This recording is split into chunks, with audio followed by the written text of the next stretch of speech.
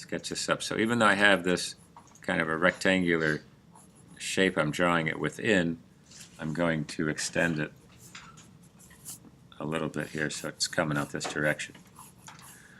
So you're trying to keep aware of the design. So just by finding that rounded edge here is elliptical, tapers down, it's elevated, and then you're kind of looking at this piece over here where according to the drawing it's kind of tapered off at a 45-degree angle.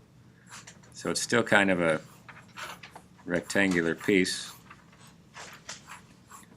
much more organic than you would assume, just like the scissors, and still building that part up. So once you get an outer edge, at least you can, for example, if I did use a straight edge in here, I could probably put it in for one line only, because these are very tapered lines, and it becomes pretty complex. This part goes up, curves to the body of it. This part goes over, is tapered, and then elevated again. Brings it down. And the center line, this is just almost used as not only as the seal, but it's also holding it for your hand to fit in. So it does have a slight taper, depending on which angle you take this at. Do this first. Yeah. Okay. Look for a picture. They should be right on your desktop for you. And just do a quick sketch, but thorough. Like I said, the detail part of having the type and that ellipse in there is good. So something like the blade sticking out at a 45, you can get away with putting that in there. And so that's pretty much it. The elliptical shape again, cutting across, it does have a little detail here as far as how this is lettered, but it's curved. It says general.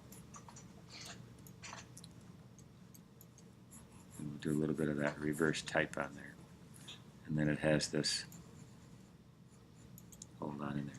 So once you get it, just go ahead and give yourself a really good outline for it. That'll get you going here. Then once you have that, the shading of it will be much easier. It's pretty elusive as far as the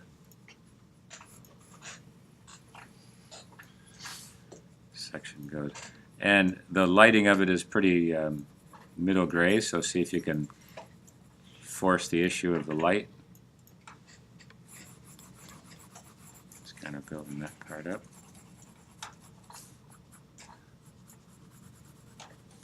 And this kind of the bolt and the screw that holds us in there, just a single thread, but it also has some reflection in it.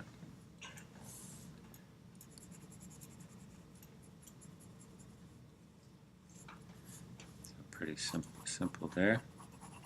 And you can see the gradated tones as it goes through.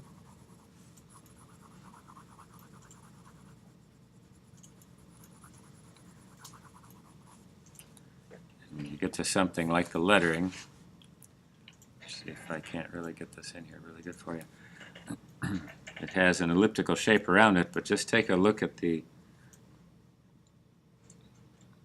overall letters. You have, and block them out, G-E-N-E-R-A-L.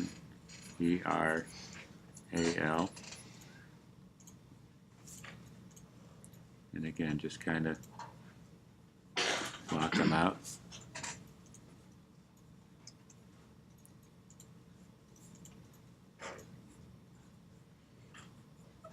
So there they are, kind of spelled out, just based off of a block type letter. And then just look at the one side of it.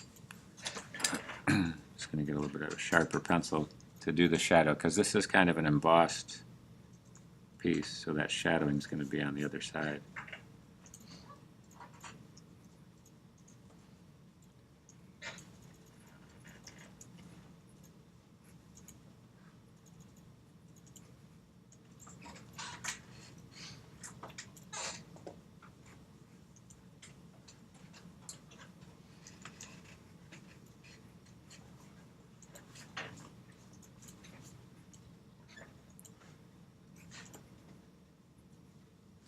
And once you get it set up, it just has an elliptical shape around it.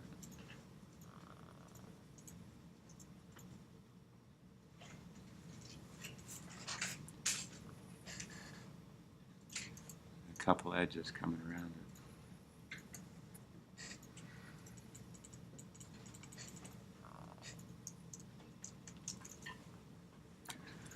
it. Once you get it, you can just shade in around it, let some of the highlights show through.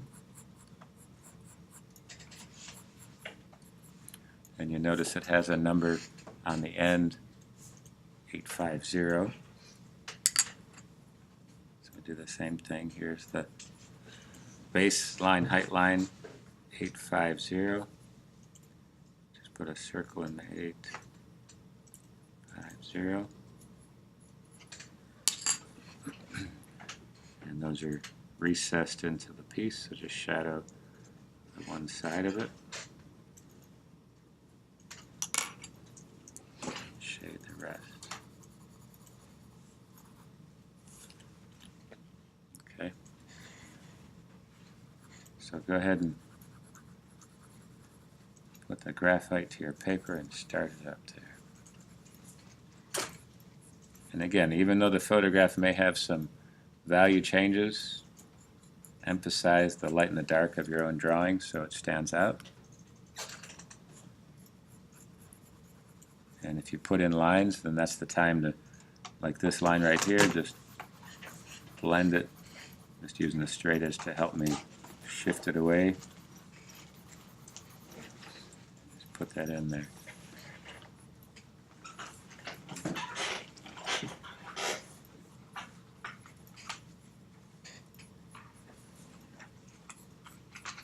This part curves, so give that a little bit of a gradient if you think of it that way.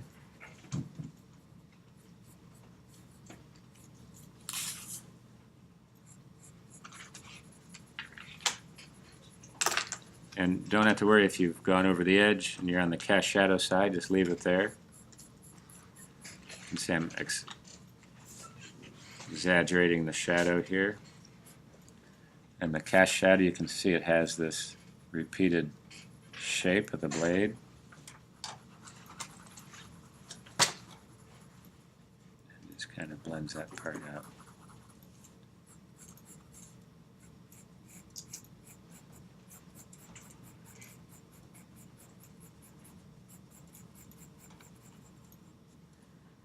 See how you do there.